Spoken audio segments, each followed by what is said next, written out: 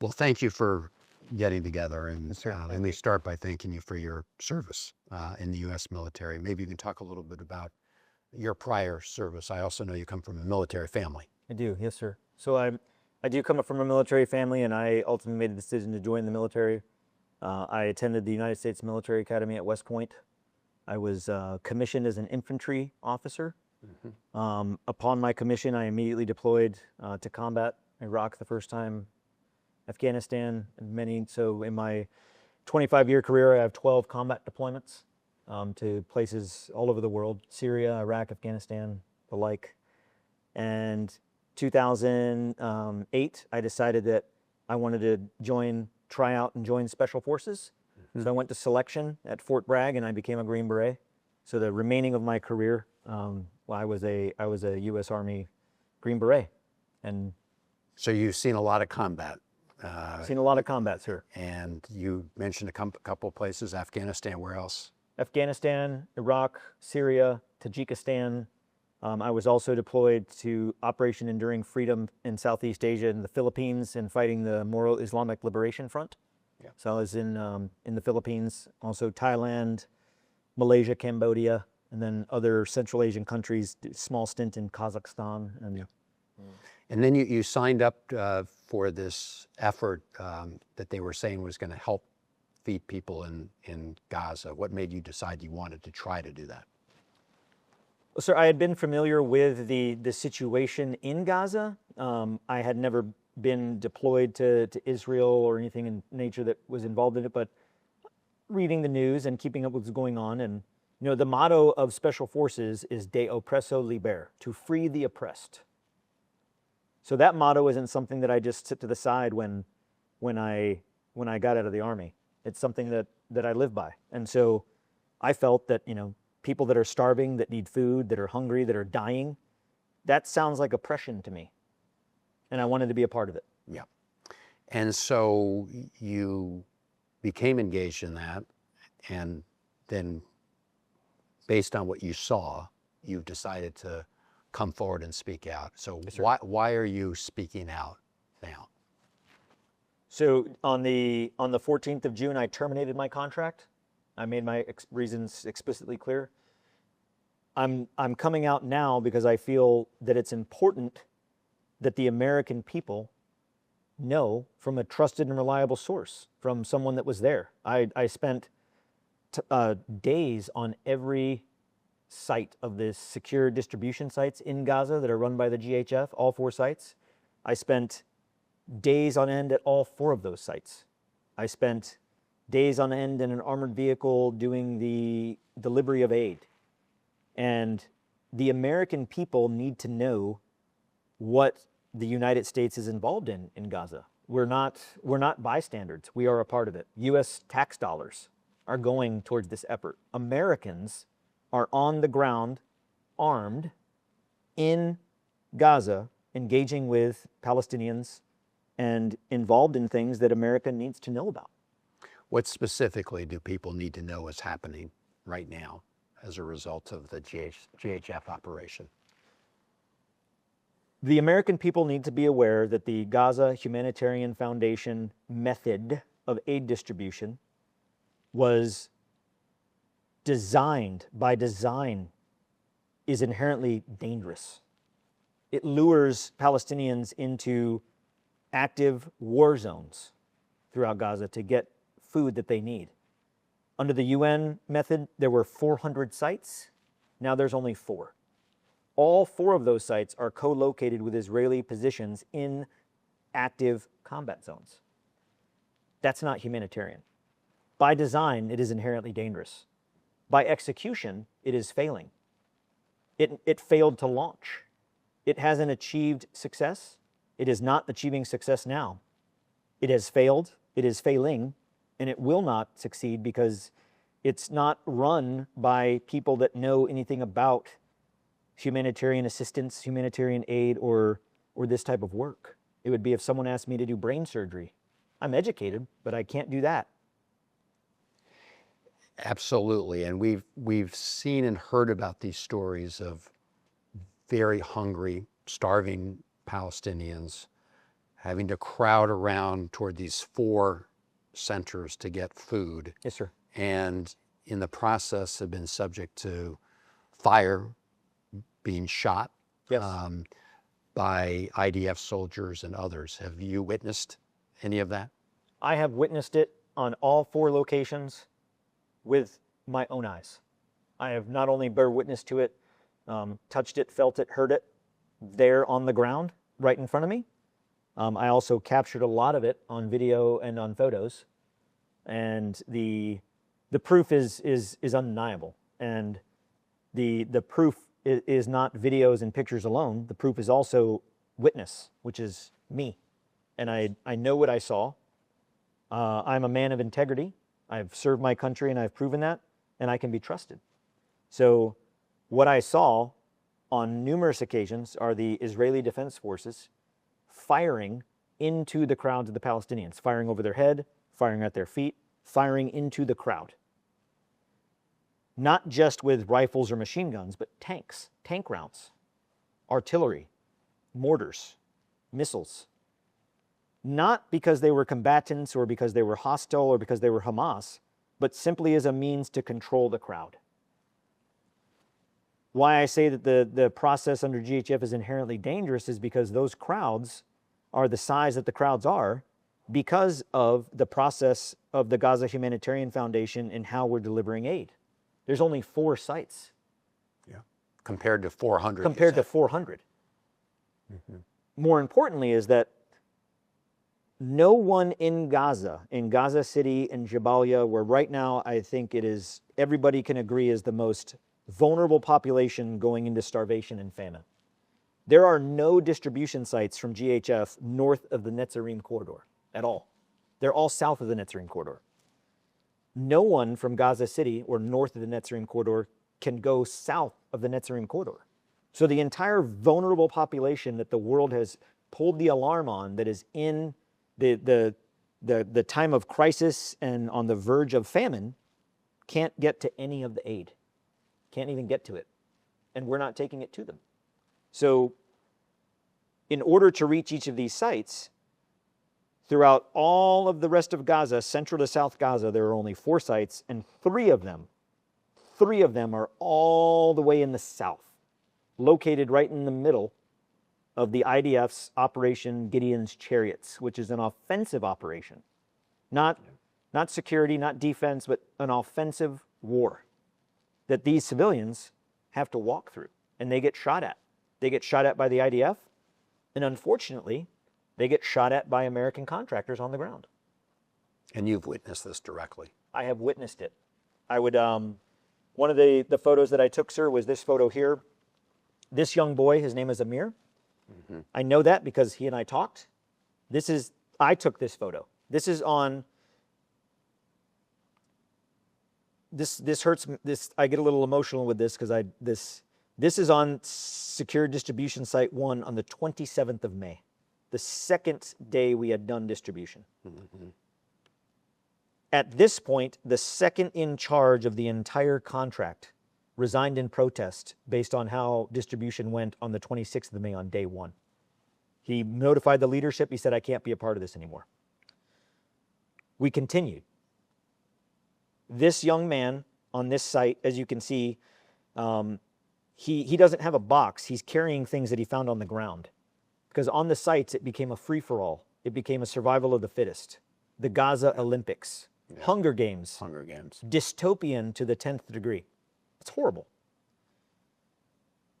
There was no box for this young man, so he picked up some things that he found on the ground, and he was so thankful for even that, and he walked up to me, and he extended his hand, and I beckoned for him to come forward, and he grabbed my hand, and he kissed my hand, and he said, Shukran, Shukran. And he was sincere. He was crying. He walked 8 kilometers to get there. No shoes. Yep. Probably hasn't eaten in days. So for anybody that says that the people of Gaza are not starving, I beg to differ. I've seen different. This young man, then he held my hand and he kissed it, and I kneeled down to look at him in the face so I can let him know that, people care. You're not alone. People care. And he set down his bags and he put his hands on my face and he kissed me. And he looked at me and he said, "Shukran." And I was like, "You're welcome." And he says, "Thank you." And he picked up his bags and he went back to join this group. And this was the last remaining group of people on the site that were picking up remnants of aid. And he left through the exit of site number 1. The exit of site number 1 goes north to the Morag corridor, which is a combat area, a fighting area. Yeah. The IDF opened up with machine gun fire into the crowd to get them to leave faster, to get them to hurry. Shooting at their feet, shooting over their heads, shooting into the berm. There's video of this. It's been verified. That's the first time I had experienced such use of force against, so I didn't know what was going on because he had walked through the berm and I heard the shooting. So I ran up to the berm to look and there were dead Palestinians. He was one of them. Oh my God. So The boy who just kissed you. who said thank you? Yeah. Who wasn't a threat. The people that we promised that we're going to bring food to, that we're going to feed. Not only are we not feeding them adequately, we're not providing enough. Right now, the Gaza Humanitarian Foundation has achieved 82 million meals delivered into Gaza. They've been doing that over as of today, 60 days of distribution. So at the rate of what the UN was doing, they are operating at a performance rate of 3%. 3%. Compared to what was Not 3% below, delivered to the other. Yeah. 3%, period. If the amount of aid that the UN was delivering, 500 to 600 trucks a day, let's just say 500 trucks a day is the mark, UG Solutions, SRS, GHF are delivering 18 trucks a day on average. We're starving people. At just 4 sites. At just 4 sites. And in order to get to it, the people getting to it have to endure gunfire, have to endure an 8 to 12 kilometer walk one way to get there. Yeah. And then after they receive aid from the site, they can't go back home. Because once you're west of the Magan-Oz corridor or north of the Morag corridor between the coastal corridor, you can't leave. So all of these people, if you're in Khan Yunis and you head south to get aid, because site number 4 is not open that day, which is common. They're not all open. So on any given day, there's only 1 or 2 open.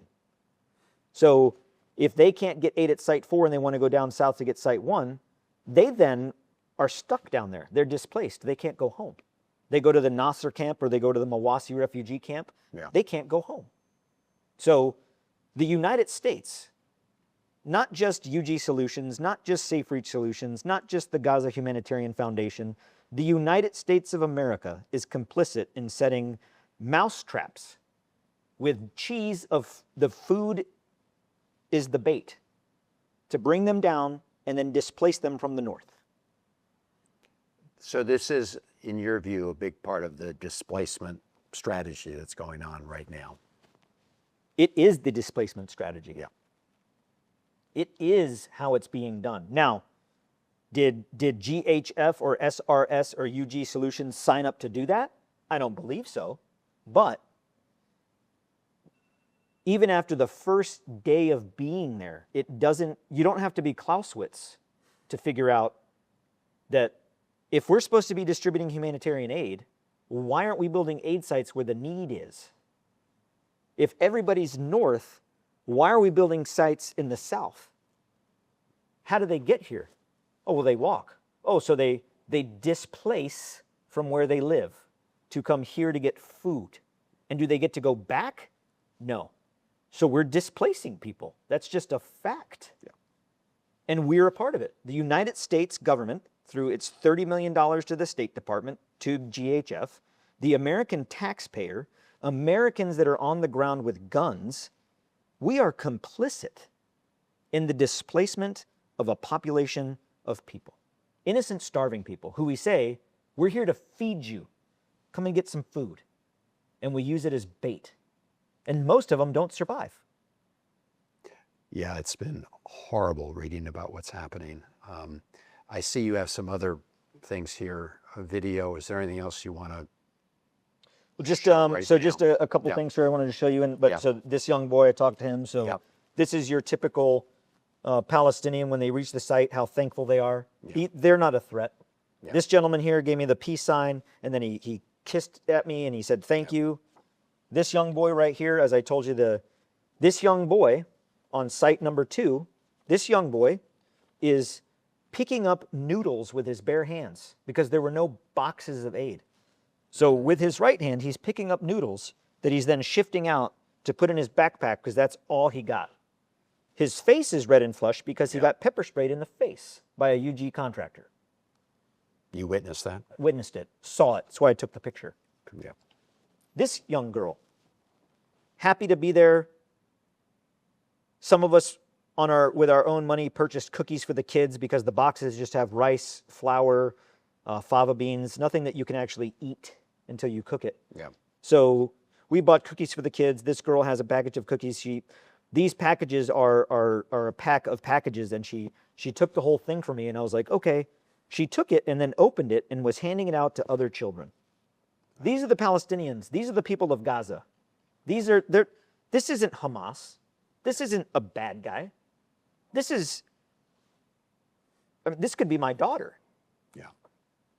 These Or mine. These aren't the criminals. Yeah. This man here picking up a bag of flour, I took this photo. He's thanking me. Not a threat. This young girl here, this is at site number 4, distribution site 4. Yeah. This is who we're starving. These people. Her. Yeah. That could be my neighbor. Yeah. This young boy right here, I mean, he even looks like my son. This could be my son. Thankful, happy. And this young boy didn't get any aid because by the time he got there, everything was gone. He was happy just for the fact, the idea that we were there to help. This is who we're starving. This is who's dying. This young boy, this is on site number 1 early in the morning. Happy to be there. He got one box. Him and his family got a box. Just happy. Never at any time on all 4 distribution sites, at distributions through morning, afternoon, night, throughout the night, during the day, did I ever witness a threat, hostility, even anything close to hostility, ever, in the whole group. Yeah. Another picture of a young boy just thankful. So absolutely no reason for anybody to be shooting at them. No reason. This woman here, this is site 1. She was hit in the head with a piece of shrapnel from a stun grenade that was thrown by a UG Solutions contractor. It hit her in the head and knocked her unconscious. Before she left that site, I was hit with it also. You were hit. With a piece of the stun grenade. I got stitches in my arm from it. I was wounded from it. And the gentleman that helped me up off the ground was a Palestinian man, the man that's here covering his face because the stun grenades have tear gas in them. So when they explode, not only do they fire these pellets, they also expend tear gas. And the gentleman helped me up, and then he went here to help the woman in black, help the woman in red onto the cart. I went up to thank him. I said, thank you. And I placed my hand on her, motionless, lifeless. Unfortunately, throughout my life and my military career in war, I have touched and been next to a lot of dead people. Yeah. I would raise my right hand in a court of law and attest to the fact that she was dead. Not from the IDF, not from starvation, not from trampling because Hamas incited a stampede. We killed her. That's not the American way. This man here, this was on site number 1. Again, early in the morning. He was on the ground picking up noodles. A UG contractor yelled at him and said, get out of here. He doesn't speak English. We don't speak Arabic. We only had 1 translator per site for thousands of people. So that's how we spent money. We spent money on a lot of guns and 1 translator. This man was then sprayed in the face with pepper spray, and he was immobilized. This young man, this worker here is a local Palestinian worker who was dumping water on his face. And that wasn't done by the IDF. That wasn't done by Hamas. That was done by an American contractor who is there in a very complex and complicated environment trying to do the best he or she can with no rules of engagement, no standard operating procedures, no escalation of force procedures. None of this has been provided. And all of us, sir, are in Gaza. We are in Israel on a tourist visa. Unbelievable. We are in the country of Israel, in Gaza, carrying On a weapons tourist visa. and doing this, On a tourist visa. and doing this, and doing this, and we are there on a tourist visa. If my grandmother wanted to go visit Jerusalem, she would go into Israel on the same way that I did as a contractor with a gun. Unbelievable. So who is like giving the orders for all the GHF operations? Great question, sir. I was told very explicitly, directly to my face, that our client is the IDF. Your client is the IDF. Our client is the IDF. And this came out in a discussion once where I was in the control room. I was on I was on control room duty that day. We had shifted responsibilities on a rotational base. So I was in there that day with the radio observing site number 2 distribution. A Palestinian man had picked up some children to let them step on his shoulders to get onto a berm because they were being crushed in the crowd. Site 2 is very small, smallest of all 4 sites. And these children are being crushed, and he picked them up there and put them up on the berm. And the Israeli Defense Forces liaison officer in the main control center with us comes up to the screen that I'm watching, and he says, "Tell your men to get them down." I was like, "We got this under control." I was like, "I know they know what they're doing. No, they're children. Let's calm down. Mm-hmm. Get them down now, or I will." Well, there's no IDF on the site, so I didn't take it as much of like much more than just being bombastic and like, okay, like, hey, we got this. He leaves and goes to his desk in the operations center, and he gets on the radio and he speaks something on the radio. It was in Hebrew. I don't speak Hebrew. One of the contractors that was there was American that did speak Hebrew, and he notifies me. He said, "Hey, he just told the snipers at the IDF position, because the site number 2 is co-located with an Israeli base." Mm-hmm. He said, "He just told the snipers to take these kids out." I was like, "On the radio?" He's like, "Yeah." This lieutenant colonel then comes back up and he says, "Get them down." And I look at him and I say, "Did you just call on the radio and tell your men to shoot them?" And he said, "I'm going to take care of this if you don't." I said, "You are not going to shoot. You are not going to shoot children. You're also not going to shoot because if your men miss, you're going to hit others. You're not going to shoot."